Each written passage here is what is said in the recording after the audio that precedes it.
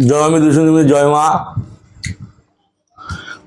আমি শ্রীগুরুজি প্রদীপ গাঙ্গুলি। আশা করি সকলে ভালো আছেন। আমি আপনাদের সান্নিধ্যে একটি বিশেষ মন্ত্র নিয়ে চলে এসেছি, যেটা হচ্ছে গিয়ে খুব প্রভাবশালী, খুব পাওয়ারফুল এবং খুব শক্তিশালী একটি মন্ত্র, যেটি হচ্ছে সাধনার ভিত্তিতে, যেটি 3 মাস জপ করলে স্বয়ং ভগবান শ্রীকৃষ্ণের আপনারা দর্শন পাবেন, অর্থাৎ ভগবান শ্রীকৃষ্ণের কৃপা পাবেন, ভগবান শ্রীকৃষ্ণের করুণা আপনারা পাবেন। মন্ত্রটি কি? এই মন্ত্রটি কি করে প্রয়োগ করবেন, কি বিধি, সম্পূর্ণ আপনাদের সামনে আমি আলোচনা করব। এই কাজ করতে গেলে 3 মাস আপনাদের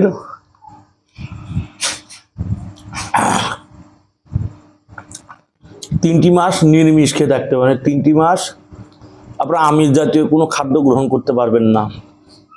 মন্ত্র জপ করতে হবে তুলসীর মালায়।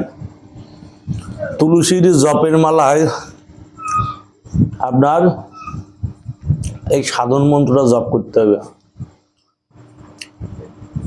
মন্ত্রটি কি করে প্রয়োগ করবেন সম্পূর্ণ বিস্তারিত আপনাদের আমি জানাচ্ছি। এই সাধনাটা করতে হলে আপনাদের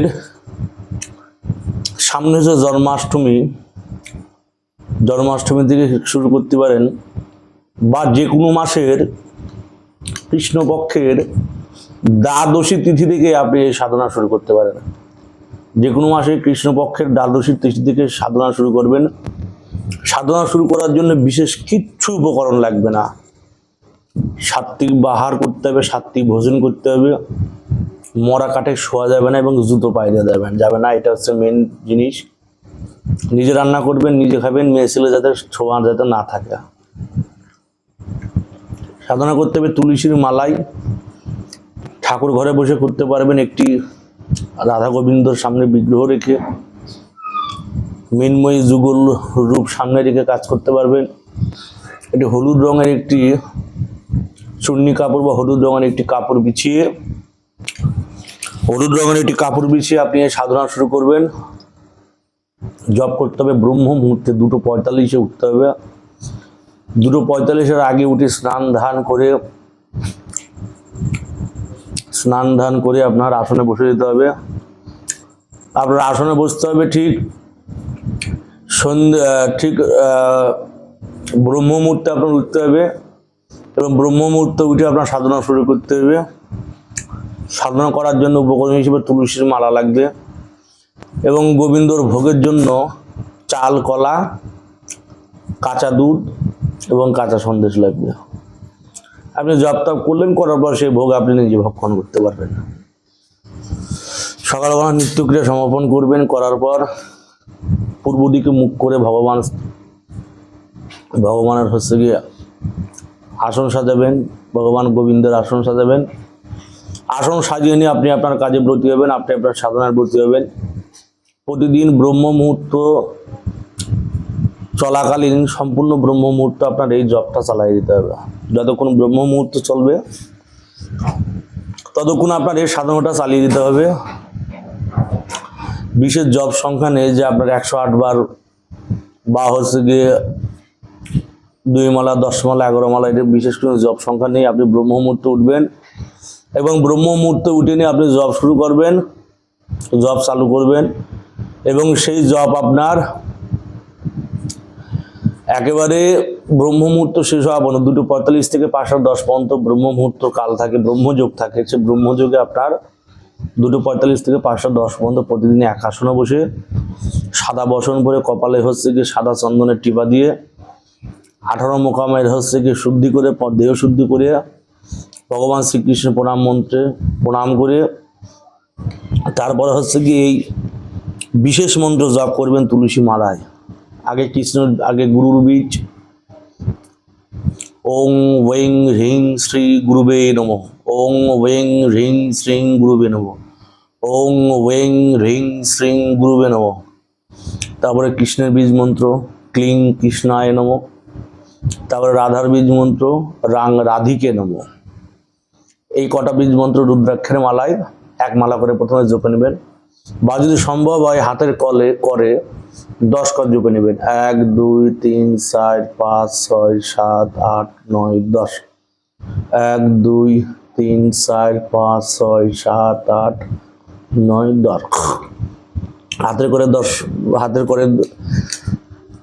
বার করে জপে নিলেও কাজ হবে, তুলসী মালায় জপলে কাজ হবে।